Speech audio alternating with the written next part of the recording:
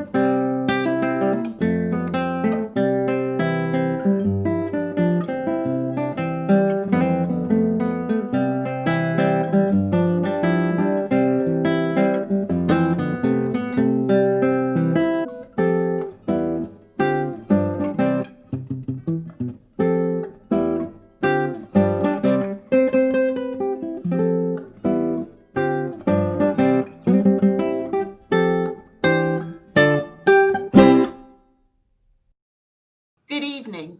My name is Sheila Lampert, and I am honored to welcome you all here to One Word at a Time, an event in support of Reena Foundation. The event is based on a book written by Michele Viner called A Few Words About Mental Health. The words in the book will speak to anyone who's going through some kind of challenge of their own. To paraphrase one of the things that Michele spoke about that really resonated with me, it's due to COVID-19, the entire world right now is going through a global mental health exercise. And that's why tonight's event is so important. So many of the people who read the book find that one or two specific words really resonate with them, depending on what a person's personal situation is, depending on what's going on in their life at the time. They do find that there's a specific word that resonates with them. My word is reframe. And I'll tell you, I'm a daughter of Holocaust survivors, and I was raised to understand that everything happens for a reason. No matter how dark or bleak a situation might appear, we've got to look at it from different angles. There's always a solution. As long as you're alive, there's always a way that you can reframe things and solve a problem. I think of this because one of the problems that we encountered this year, of course, due to COVID, is we had to cancel so many of our programs. One of my favorite programs is the art exhibition that we hold annually for the people that we support. And this event, I am so excited, is going to allow for a virtual art exhibition. That is a perfect example of how we reframe at Reena every day. And that is why that word speaks to me. I want to really reach out and thank the donors who come to our events year after year. I want to thank you for your continued support. We wouldn't be able to do this without you. I would like to thank all of our wonderful sponsors and donors who have stepped up so generously to help make tonight such a success. I want to thank our fabulous event committee. This committee has marketed the event to all of their friends and family and has collectively distributed over 500 books for tonight's event. So a big round of applause to all of you. Thank you so much. I'd like to thank Dr. Marla Shapiro for stepping up to be our moderator tonight. I want to thank Michele Viner for sharing her beautiful book and words with us. I want to thank every single one of you who has purchased a ticket or purchased a book and is joining us here this evening. And I want to thank those of you who are new to this event, who have never been part of Reena Foundation before. I want to officially welcome you to our Reena family. I wish you all a very, very enjoyable and meaningful evening. Hi, my name is Brian Keshin. I'm Chief Executive Officer of Reena. I was asked to say a few words about Reena and Chai Tikva. I have two words, joy and hope. For those who don't know Hebrew, Reena means joy, and hope translates to tikva. So together, Reena and Chai Tikva are really the Joy and Hope Corporation. We're here to really provide support, hope, and joy for people. Our relationship as agencies goes back to the early 80s, when together we responded to families seeking transitional mental health supports. At that time, Reena hosted and nurtured Chai Tikva. Now, some 40 years later, Chai Tikva and Reena are reintegrated to serve the community and the growing needs that we experience today. Needs that include 50% of those with intellectual and developmental disabilities having a mental illness. Includes the need for transitional housing and supports for people who are learning to manage their mental wellness.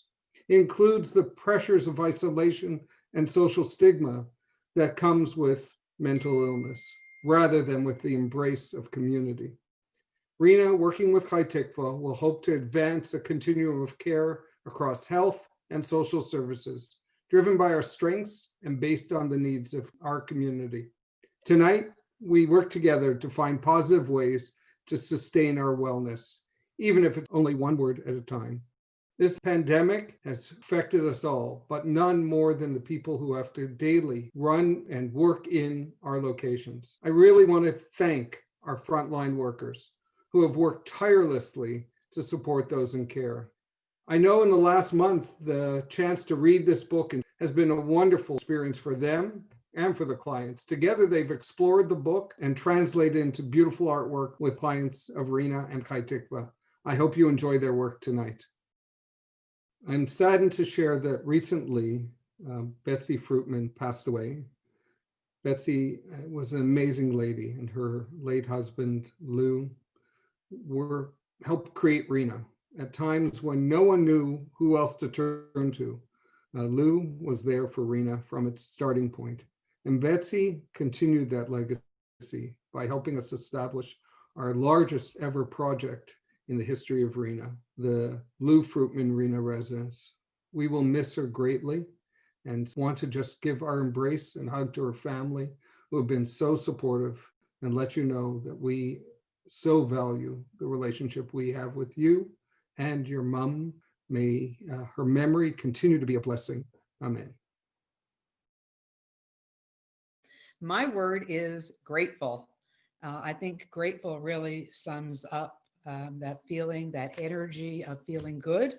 And I think when you start off your day and you take a reflection of how you feel, I think when you start off with grateful, you start off at a really positive mood. So that's my word.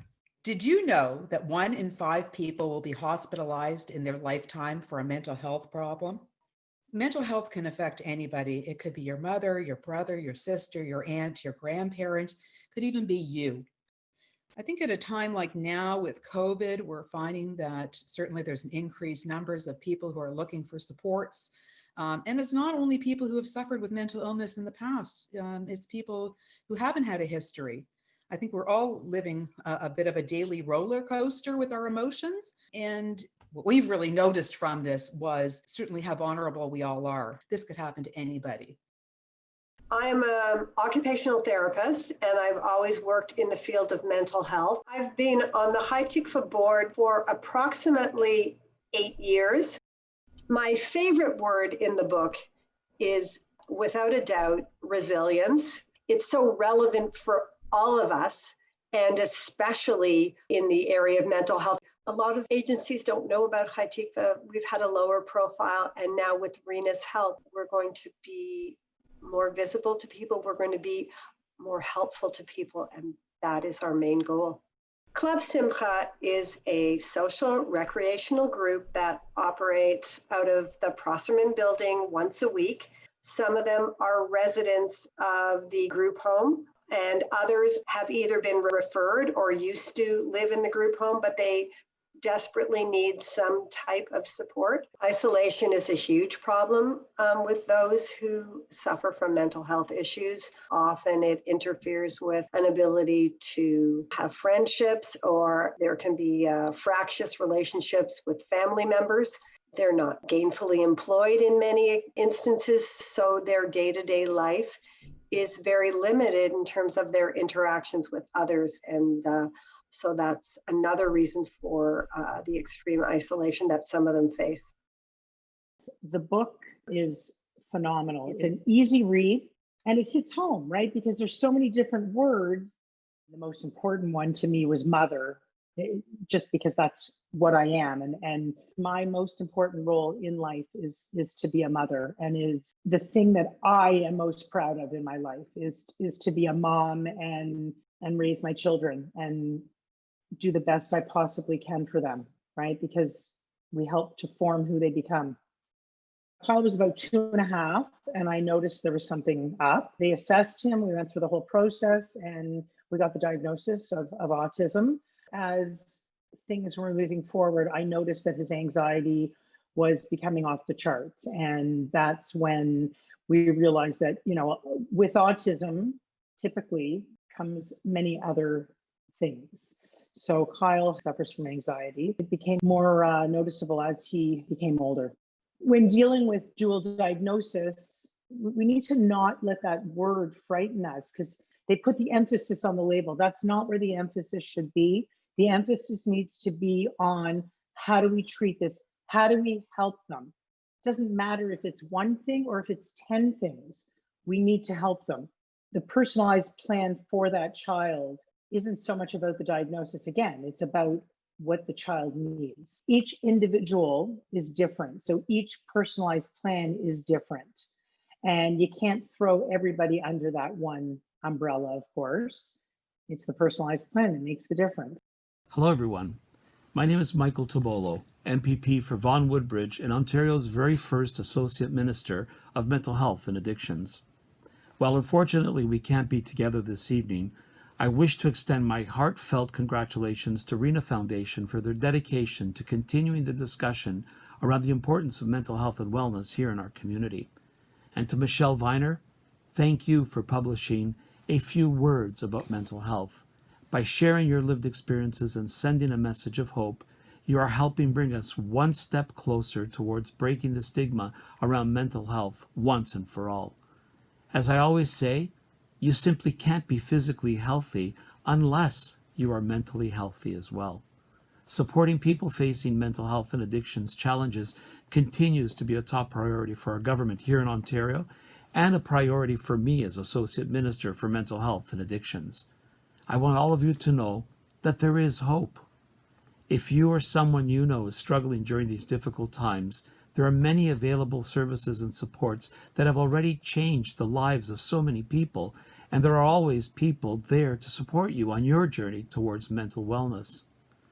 Only by continuing to share positive success stories can we give each other the hope needed to take that first step, to overcome the stigma around mental health and addictions, and reach out for help. Once again, thank you to everyone at Reena Foundation for organizing this incredible event, and thank you, Michele, for sharing your story with all of us. Stay safe, take care, and God bless. Thank you. Good evening, and welcome to One Word at a Time. My name is Aaron Flansreich. I am the Senior Rabbi at Beth Shalom Synagogue in Toronto, Reena's spiritual advisor, and perhaps most distinguishing, the proud father of a Reena client.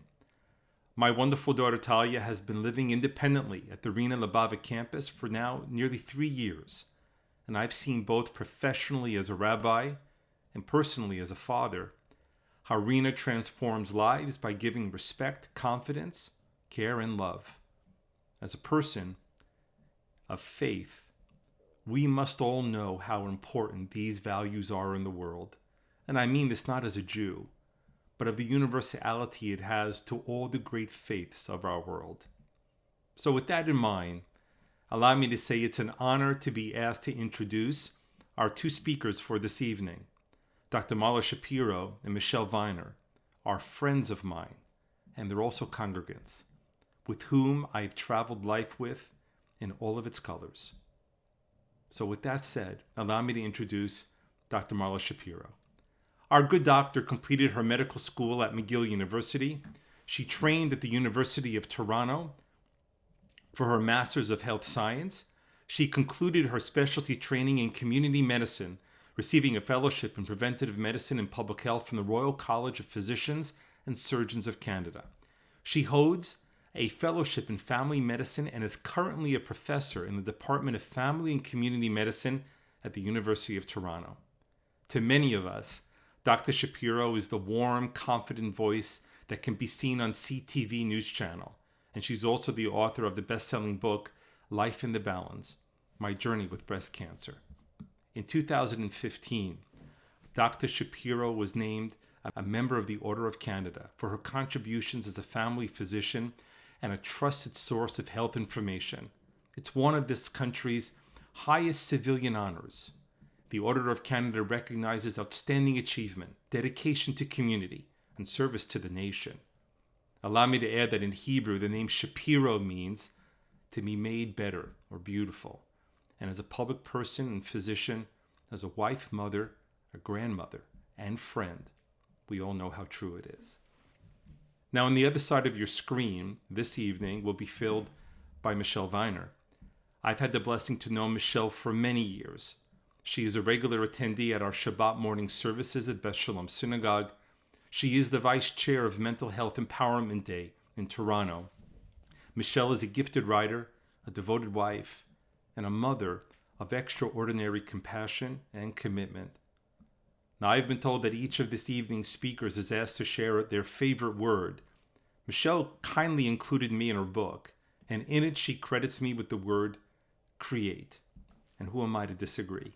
It is one of my favorite words because it speaks about an essential and unique human ability to grow and shape and form. It's the word that speaks of what we share most in common with God. For as God creates, so do we. As God formed, so now do we.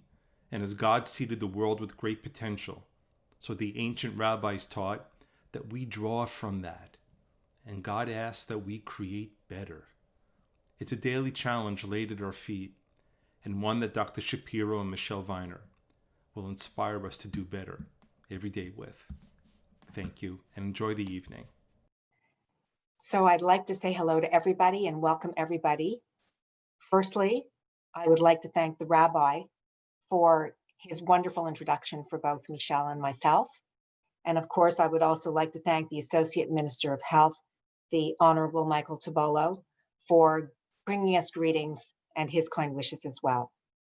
Michele, are you unmuted? I'm unmuted now, Marla. Dr. Marla, how are you? I am good. So glad to see you here tonight. Thank you. So there's so much for us to talk about, and we're going to spend about 20 minutes talking, you and I, and then open up the floor to Q&As, which we will ask you from a housekeeping point of view to please put the questions into your chat box, and I'll be able to moderate them for you and try and go through them because I'm sure there will be so many. So Michele, first, let's start with a little bit about your story itself and the story about yourself and your daughter and your family and what brings us here tonight.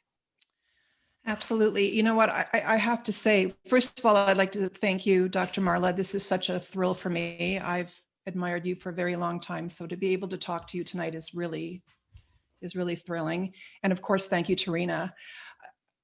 I am sitting here listening to all of these introductions, and I'm just thinking of the 6 years it's been since my daughter Jacqueline was diagnosed with bipolar disorder at the age of 15.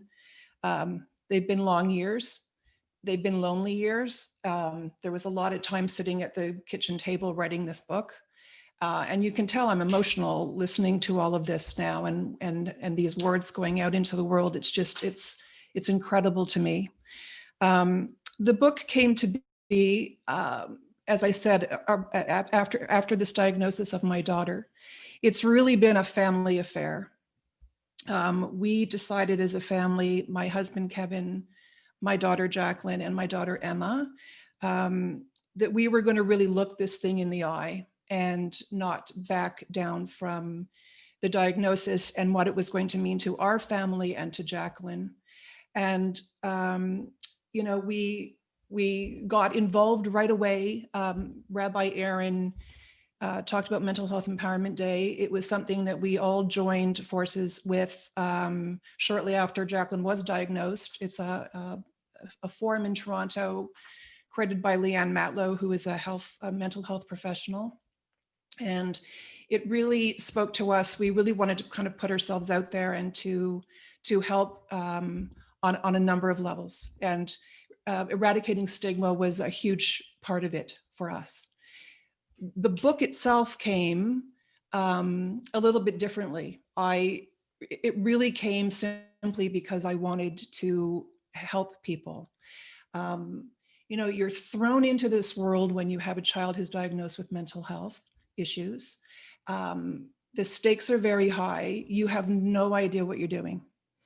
And so I started to really talk to a lot of experts. We did, the family and Jacqueline, as we navigated the help that she was going to need going forward. And number one, I really listened to them and learned a lot. But I also started to talk to other parents. I think when you're transparent with your story, which, as I said, we were from the beginning, it invites people to find you and it invites conversation.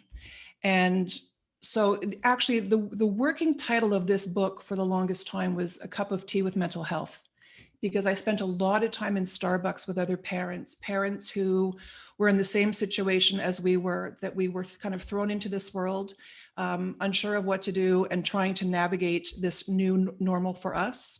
And we all, you know, we all had varying stories, as we just heard from one of our moms.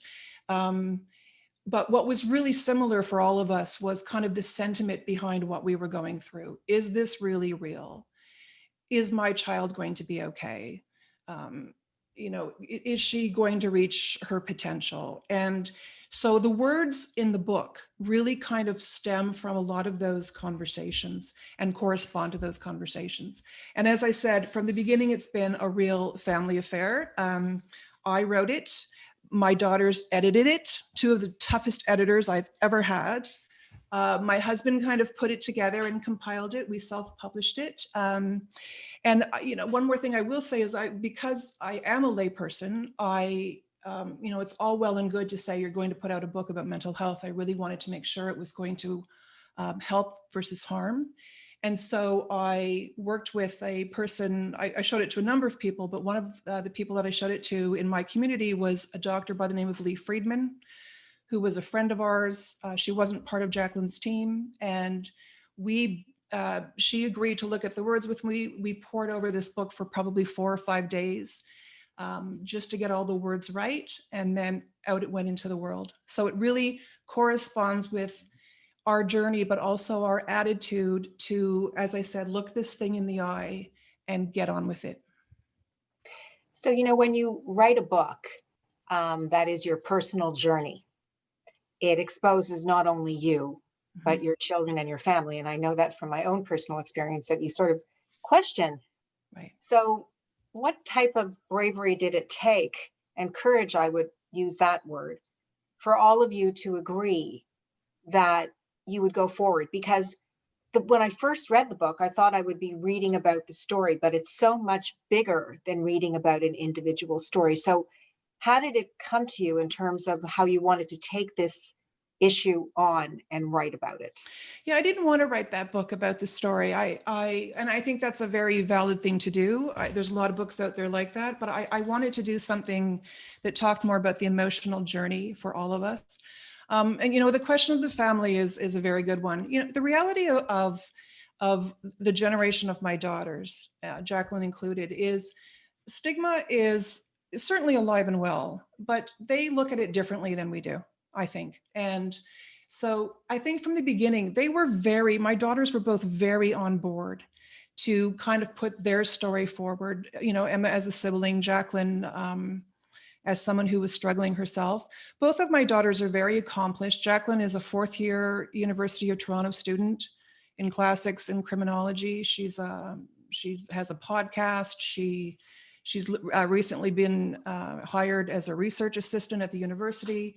Emma's at Queen. She's a drama major. She's also incredibly eloquent in writing. Like, these were people who really had an impetus to kind of say, you know what, this is okay. Like, this is who we are.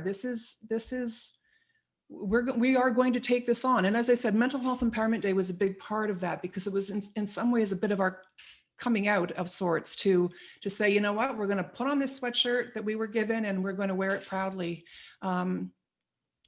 Is it brave? I guess it's brave. I don't know. I think, you know, the very reason that we're doing this to eradicate stigma is it's really a full circle, right? You cannot say, we have mental illness in the family and we're okay with it, but don't tell anybody. That just doesn't work for us. That's not how we think. So, we kind of just did it, and we didn't really think too much about it, and we continue to do it. And it's really opened up a world to us where if you look something in the eye, I use that expression a lot, you start to eventually master it. And, Jacqueline's doing extremely well. It's a process for sure for all of us, but there's no regrets about going forward with it. So, when I first read the book, it was clear to me after I read the book that I needed to read the book again, because this is a book that every time you read, you get something different from it. Right. In terms of first reading your thoughts and then processing what your own thoughts are, Right. and then going back. And in my own career and in my own personal life, it's impossible to be in the world of medicine and not recognize how mental health is part of all of us and our holistic being. So one of the parts that as a physician resonated with me the most, and I often use this, but you put it so eloquently, is the fact that your job in terms of supporting is not the same as helping, and help and support are two different issues. And I think for me, that was such an important concept to get out, that I really want you to talk about that, because so often parents feel so encumbered, emotional, responsible, if you will, that Absolutely. they feel that they need to solve whatever it is that they feel that they need to solve. So talk to us about this, because for me, that kept coming back every time I read the book. Absolutely. I use the word fix. We want to fix things. I think we're a generation of parents who want to fix everything. And we can't. And mental health mental illness rather is a huge lesson in that. I'll tell you, the support and the helper is a very important theme, but it actually starts with the word love. And it's one of my favorite stories in the book, actually, because love was a lesson that we learned in some dark days. We had been traveling, and I think Jacqueline was 16 years old at this point. So she'd just been diagnosed. We were still trying to regulate her. And she took a real a mood, just plummeted out of nowhere. And it was unlike anything we had ever seen. And we needed some help. I didn't know what to do. It was New Year's Eve, of course. It was 6 o'clock on New Year's Eve. And I just didn't know where to turn to. So I didn't feel I could reach out to her regular team, the help, the doctors, the medical professionals who, wage this battle every day. And so I actually reached out to her pediatrician, a doctor I figured would take calls 24/7. And he answered me within 5 minutes. And I explained the situation. I said, my daughter's really ill tonight and I don't know what to do.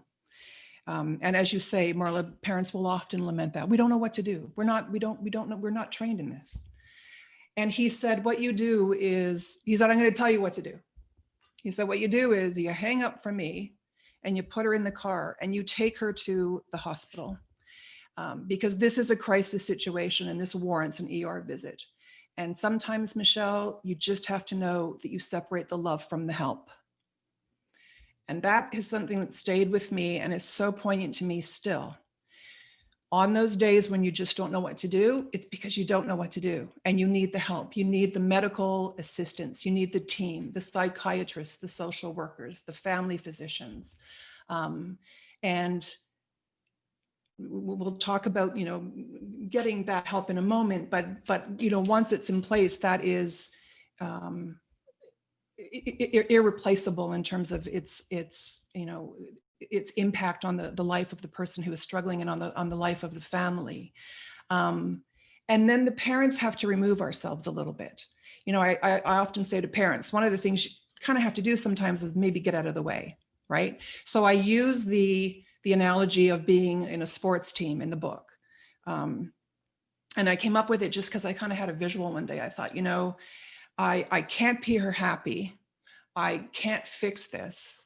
I wish I could, but I can't. And it made me, made me think of a team. It made me think of what the coach does. So the coach never jumps on the ice and grabs a stick if the player's having a bad game, or, tries to sink the basket or whatever it is. What the coach does is they are definitely in the arena and they're cheering on the team, but they're standing on the sidelines. And it was really the whole lesson with the pediatrician telling me that it's okay to love and not to fix. I thought, that I can do. I love this child immeasurably. Obviously, we all love our children. And the support, it took the pressure off the parent, because I think parents put themselves through a lot when they're trying to be more than they're supposed to be in this situation. But I think it's not only a question of unburdening, but it's a question of informing a parent to recognize that you as a parent can offer something that a health professional can never offer. That's right. Which it's is a team. Yeah. The love and the it comes without any strings, the love. It's the type Right. of love that is always there. Exactly right. And that's the only thing that you as a parent can offer. And Yeah. getting out of the way of the help unburdens you to recognize that what you're an expert at doing, you need to keep on doing, but you need to step away at times. Exactly right. That's 100%. And that's a very hard concept for some parents. But I will tell you, as I said, you know what? If a parent's going to learn that, they might learn it around mental illness. I mean, I guess they're going to learn it around any serious illness. Like sometimes it's just taken out of your hands. I mean, it's a tough lesson to learn, but yes, it's very empowering and it's very freeing at the same time to learn it. It's also ultimately better for the person who needs the medical intervention. We did take Jacqueline to the hospital that night. She spent 7 days in a psychiatric ward at Sick Kids. And I'll tell you something, it was a turning point for her because we weren't allowed to see her. I think we had family visits occasionally. It was really, she went in and she came out of that a stronger person to deal with what she was dealing with. She came with tools in her toolkit that were invaluable. So what seemed like a really hard time, and it was actually a blessing in disguise and then some. So, as anybody who's listening to us tonight, you really do have to read the book, and then you have to read it again, because in reading it a second time, you make it yours. As you've heard tonight, everybody has their favorite words that resonate with them, that mean something to them, that speak to them because of their personal story. For me, as a physician, I always say you've got to be present. And for you, it's the word mindfulness, which is just the act of being there 100% and paying as much attention as you can. Yes. What's the response been like to the book? The response has been overwhelming. Now, there's probably on two levels. I did not intend to put this book out in a time of a pandemic. Obviously, who could ever have seen that coming? And I actually, in fact, said at one point, I can't put this book out now. And someone said, of course you can. This is probably the perfect time to do it.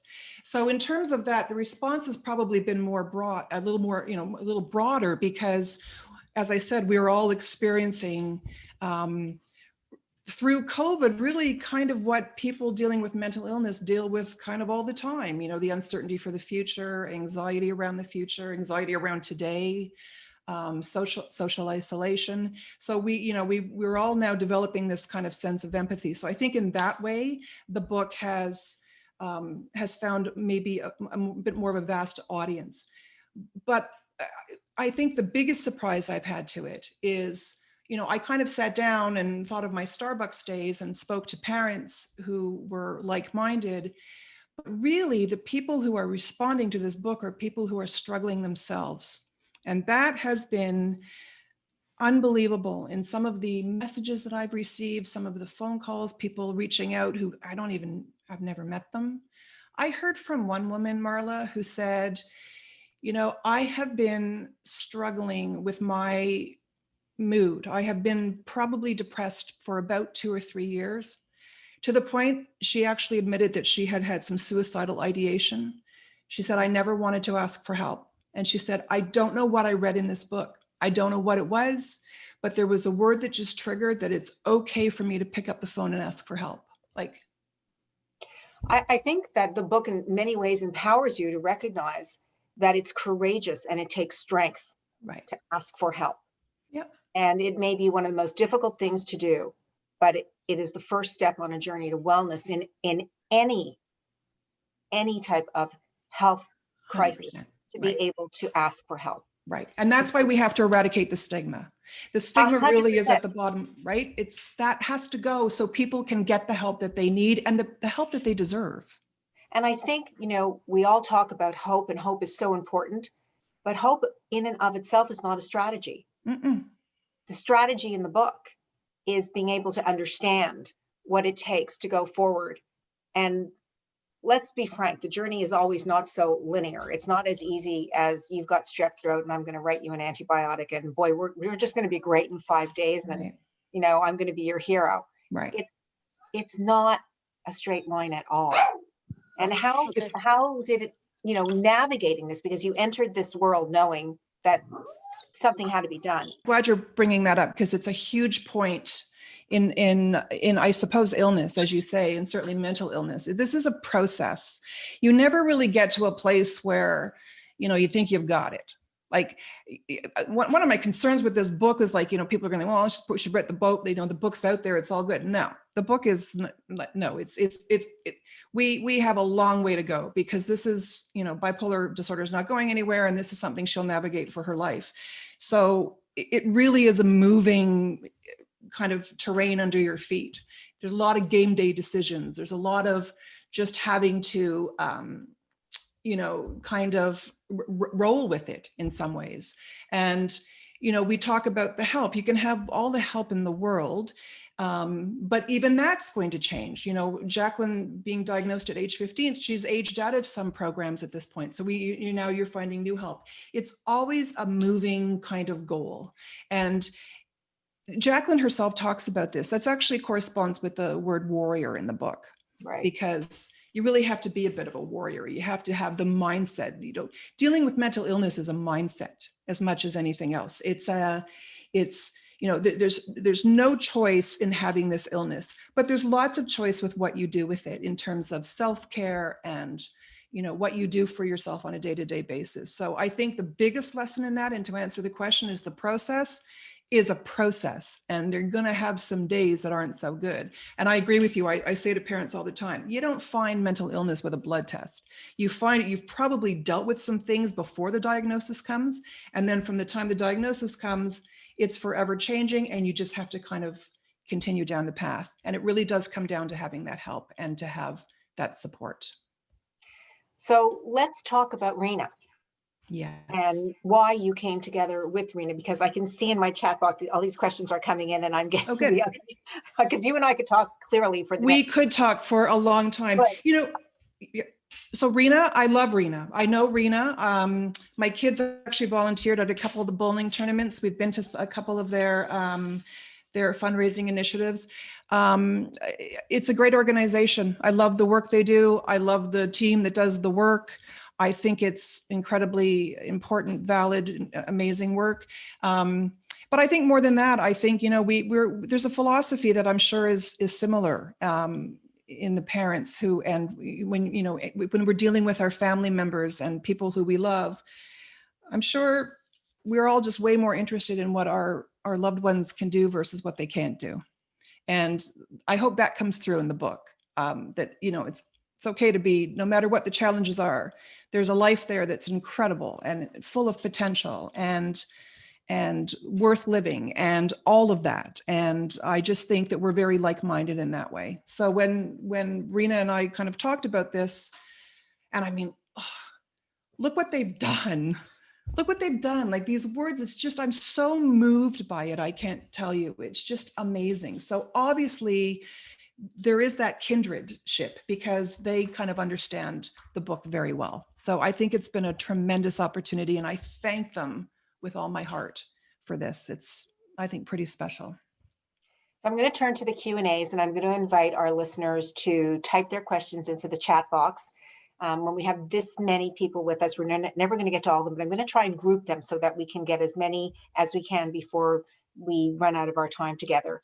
So we're getting a lot of comments about the fact that the mindset is really critical, and for you to expand a little bit about that, because I think that is for many people a novel idea about thinking about mental health as being a mindset. Is it the mental health that's a mindset, or is it the journey towards wellness that's a mindset? What do you mean by that? I think I mean more of the journey. I think I mean it's, first of all, just get rid of shame and stigma. So that's the first part of the mindset, is to say, you know what? No, this is, this is in front of us. This is not what I wished for my loved one, but here we are. And then the mindset is just to not change your plans for them, not to think, again, coming back to what you can't do.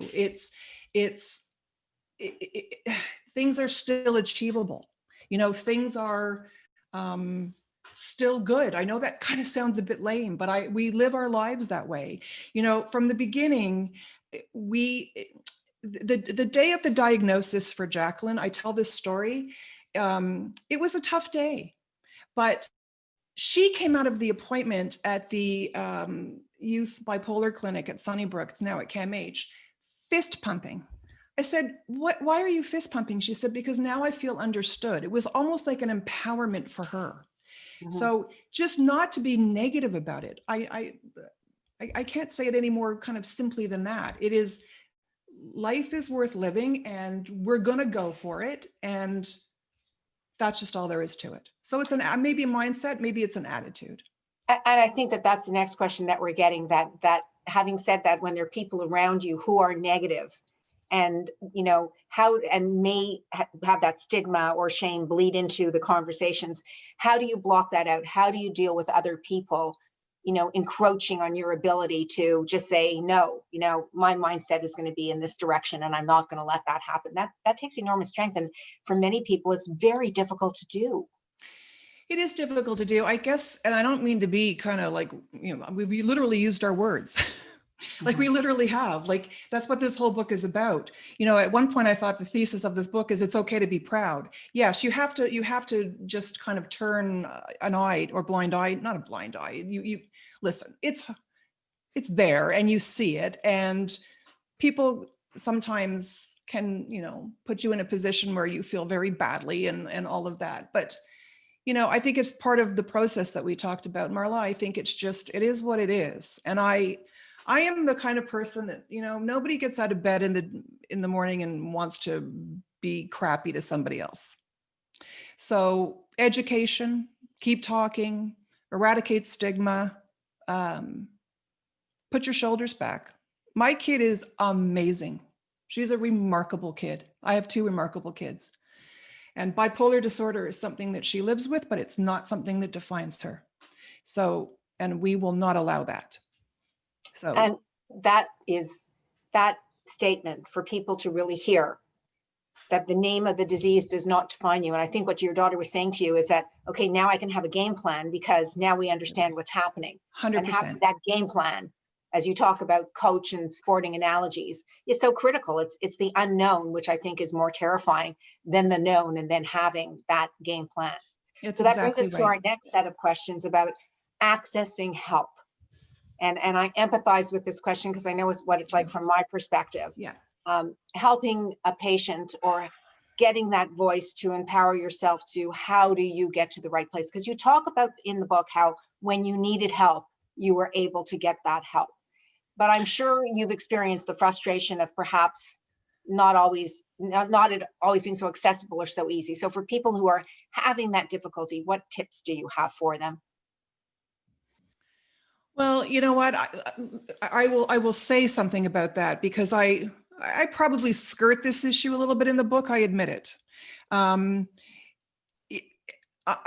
think 2 things.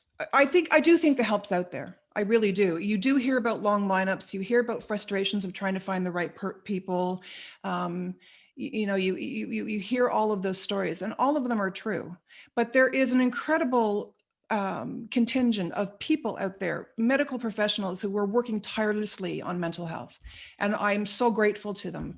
They're just maybe not enough, and maybe we need more.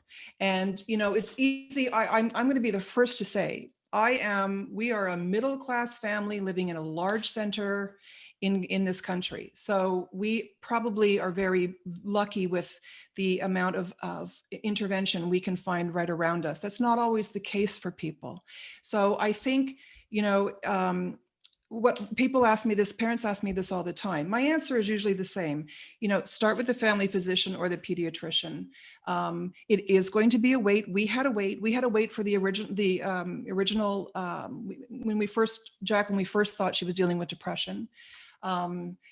Yeah, it's again, stick to itiveness and just try to wait it out to the best of your ability. If there's a crisis situation, I'm not adverse to visiting an ER, just as we did in our experience. And just that we need to keep talking about it, because the more we're talking about it, the more we're realizing and trying to build up some of this this help. I will also say, there's a lot of movement in mental health right now with peer-to-peer support workers. So ERs are actually introducing support workers into their ER departments. There's a number of socially run or privately run agencies out there, or groups that are coming together. There are, places that you can drop into. There are lots of people who are more willing to talk about mental health than we've ever been talking about mental health. So I do believe the help is there. I commiserate with the wait. We were there. It's worth the wait. And you just, again, you have to kind of just keep going. But, and it's also, Marla, this too, even I mentioned about Jacqueline aging out of her doctors currently, that's going to happen. So we're going to be back in the position of trying to navigate the system and see what our next step is going to be. So again, it's going back to that theme that it's kind of always moving under your feet at the same time. And then I say to parents, please keep talking to each other, because we are not alone. We are not alone. There are people, if you use your words, people will respond to you. And that's been my personal experience. Well, I knew that we would run out of time. I knew that we would, want the desire to keep on going. For sure. But unfortunately, we do have a schedule to stick to. But I will say, read the book not once, not twice, but as many times, and reread those words that resonate with you. So before we go on, I can't help but ask you, with all those wonderful words, do you have a favorite word? I'm asked this a lot too. So Sue-Ann Levy, who is a wonderful journalist and a supporter of Reena, did a beautiful article in the Toronto Sun just this last weekend. And I told her my favorite word was fly. So now I'm going to be really fickle. And I'm going to say today, my favorite word is create. So, and I'll just spend 2 seconds. Rabbi Aaron introduced us, which was phenomenal. And thank you for that. That word create came, the reason he has it in the book is because one day I went to him, I was just having a bad time with all of this. And he said, don't ever be fooled into thinking that mental illness is just a science project. It's also an art project, meaning the nuances of self-care and all of the stuff that you can do for yourself after the diagnosis. He said, if we just threw science at it, it doesn't fix everything. It's about talk therapy. It's about all of that. And I left his office that day for the first time thinking, maybe this was going to be okay. So it was a word that meant a lot to me. And I did assign it to him. So today is create. And it's also in honor of, we are going to see some art. I haven't seen this art. I haven't been able to look at it because I'm probably going to bawl my eyes out looking at it, but so be it. Let's bring it on. I would love to see it. And I just applaud the Reena residents and clients for doing this. Well, create is a perfect visual word for me. I see the word create. I don't just feel the word create. Me too. And in order for all of us to move on to what a perfect word for us to move on to some of the creations that have happened as a result of your words and what the Reena residents have created as a result of your words, I want to introduce a friend and a colleague of mine who's no stranger to Reena, who has been a great support for Reena for over 30 years. When I first started at CTV many, many decades ago and was sitting in the makeup room, and this incredibly tall person walked in. I don't know if many of you know how tall Ken Shaw is, but tall in stature, but even taller in kindness, taller in his heart, and taller in his belief and support of what it is that we're doing tonight. So I'd like to turn it over to Ken to say a few words. Hello, I'm Ken Shaw. I've been a fan of Reena, and I've been associated with Reena for some time. Back when I was doing the galas, maybe about 20 years ago, we were looking at building the Toby and Henry Battle Center. Now, of course, that's open and thriving, and what a great facility that turned out to be. And Reena continues to serve the needs of the community in a growing fashion. Now has homes and residences, continues to do great work. Now, mental health is a very important topic for all of us, especially these days. There's a little book, and I don't know whether you've had the chance to read it or not, A Few Words About Mental Health by Michele Viner. And it's filled with all kinds of little nuggets in here. That's one of the key words in here, by the way. And some of them are poignant. Some of them are rather whimsical. I think my favorite word in here is maybe meh, as in, it's been kind of a crappy day, but there's another one coming tomorrow. The artists at Reena have picked their favorite words, and they've illustrated them. We have some wonderful artwork to show you, and let's take a look at it right now.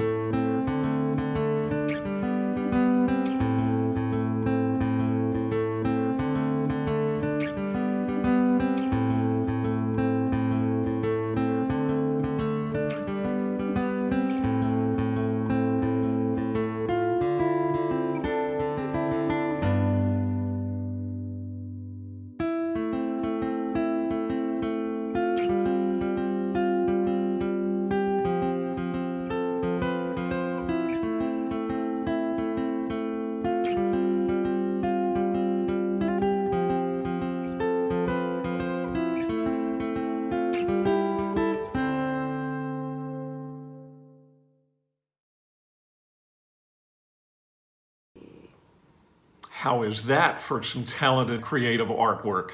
Big round of applause for all of our artists at Reena. You can have a chance to own some of this art. It's going to be auctioned off following the event. Now, all the details on the art show and auction are going to be sent to you. Just want to say thank you. Thank you for supporting Reena. Thank you for bringing mental health awareness into the light. Thank you for being with us tonight. If you have the opportunity and you haven't yet visited it, please go to myword.ca. Be well and be safe.